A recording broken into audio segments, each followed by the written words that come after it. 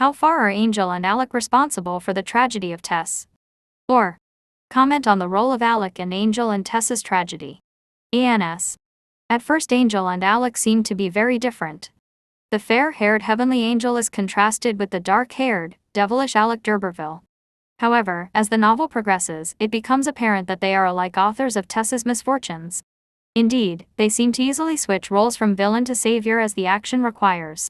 Tess is physically brutalized by Alec, and Angel psychologically abuses her when he realizes that she is not the perfect pure goddess, as he imagined her. Alec, the villain of the novel, is responsible for the disaster of Tess to a great extent. He is a thoroughgoing sensualist who takes pleasure in girl hunting. When she goes to the Trantridge estate of the d'Urbervilles to work, he meets her for the first time and is very much attracted to her. He greets her with, "Well, my big beauty, what can I do for you?" and assured her that he would help her. On the way to the d'Urberville estate, Alec terrifies Tess by driving quickly down the steep hill and forces her to plant a kiss on her cheek. While returning from fair and market of Chaseborough to Trantridge at around 11:15 at night, he takes her to the chase, the oldest wood, and violates her chastity. As a result, she gives birth to a child and it died after a few days of its birth. After being deserted by her husband, she again meets him, and he makes her to live with him as his mistress by convincing her that her husband would never return and by offering financial security for the family. Angel Clare is also responsible for the suffering of Tess. He represents society with its conservatism and its double standard, one principle for men and other for women.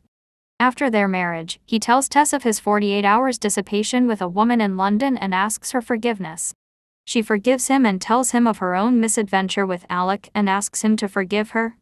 But Angel is devastated by Tess's confession of her seduction and the subsequent birth of her son and says, "Oh Tess, forgiveness does not apply to thy case." Tess says that he can still get rid of her, if he wants to, by divorcing her. She had assumed that her confession would give him legal grounds to do so if he wanted to.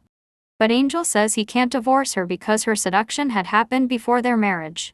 At one point some days later, she puckers up for a kiss, but he turns away and says that they must part soon, and that he has only stayed with her this long so that people won't gossip. He says that he can't live with her while Alec is still alive. So, he deserts her and leaves for Brazil. Thus, Alec and Angel are greatly responsible for the tragedy of Tess. If Alec does not rape her, her life will not be spoiled because Angel leaves her on the grounds of her violation of chastity by Alec.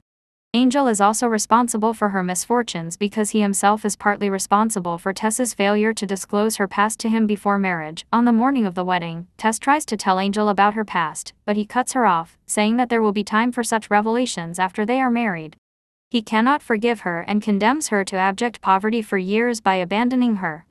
This precipitates her return to Alec for the well-being of her family. But we cannot ignore the facts that the supernatural powers play a vital role for contriving all Tess's misfortunes leading to her execution.